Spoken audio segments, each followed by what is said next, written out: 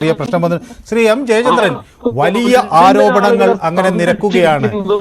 നമ്മുടെ നാട്ടിൽ ഇതുപോലെ ഒരു സംഭവം നടന്ന അതിനെ ഫലപ്രദമായ ഒരു അന്വേഷണം കൊണ്ടുവരാൻ നമ്മുടെ ഇടതു സർക്കാരിന് കഴിയുന്നില്ല എന്ന് പറയുമ്പോൾ അത് എത്ര അപകീർത്തികരമാണ്.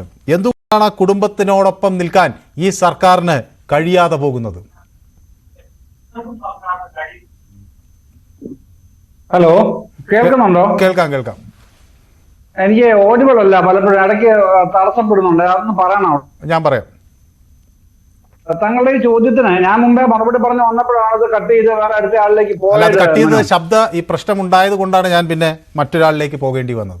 അതെ അതെ അതെ, ഇപ്പോഴും ആ പ്രശ്നം ഉണ്ടാകുന്ന ശ്രദ്ധിച്ചോണം ഞാൻ പറയായിരുന്നു. അപ്പൊ ഇതില് ഒരു പ്രശ്നം എനിക്ക് പറയാനുള്ളത് ആ അച്ഛനോടാണ് ചൂണ്ടിക്കാണിക്കാനുള്ളത്. മറ്റുള്ളവരോട് പറയേണ്ട കാര്യമില്ല.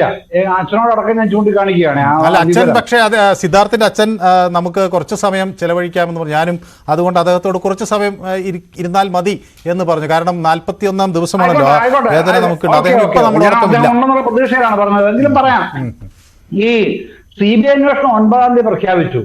അതിനുശേഷം പിന്നീട് അദ്ദേഹം ഈ ചർച്ചയിൽ തന്നെ ചോദിച്ചല്ലോ, ആശ്രയെ അറസ്റ്റ് ചെയ്തില്ല, പെൺകുട്ടികളെ അറസ്റ്റ് ചെയ്തില്ല, അത്തരം കാര്യങ്ങളൊക്കെയാണ് ചോദിച്ചത്. കഴിയില്ല സർ, അങ്ങനെ അറസ്റ്റ് ചെയ്യാൻ കഴിയില്ല.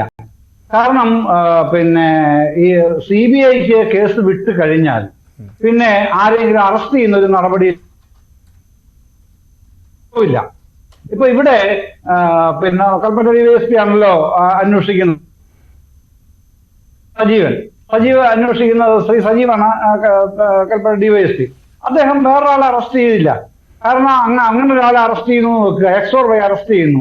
CBI വന്നിട്ട് പറയുകയാണ് അത് പിന്നെ തെറ്റായ രീതിയിലുള്ള അറസ്റ്റാണ് നടത്തിയത്. പെടില്ലേ, ആ ഉദ്യോഗസ്ഥൻ പെടില്ലേ? അങ്ങനെ ചെയ്യില്ല. പക്ഷെ അന്വേഷണം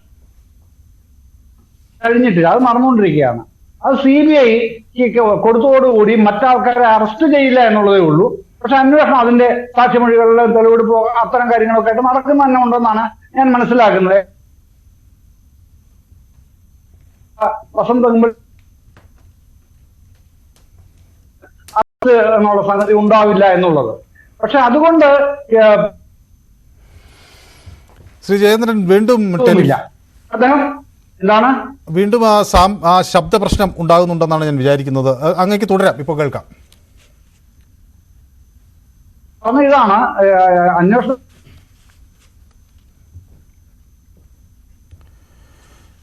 യെസ്, അവിടെ ഒരു സാങ്കേതിക തടസ്സം ഉണ്ട് എന്നത് തന്നെയാണ് ശ്രീ എം ജയചന്ദ്രൻ അതിൽ നിന്ന് വ്യക്തമാകുന്നത്. ഏതായാലും ഞാൻ ഒന്നുകൂടി ശ്രീ